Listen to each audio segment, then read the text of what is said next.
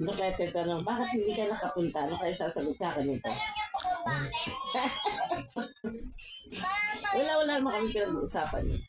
Kinukulit niya ako. Ay, ano ba yung sinadya ko? Di napunta dyan misa si Tito Paul. Sinasagot sa ano. Ay, ano yung sinadya ko?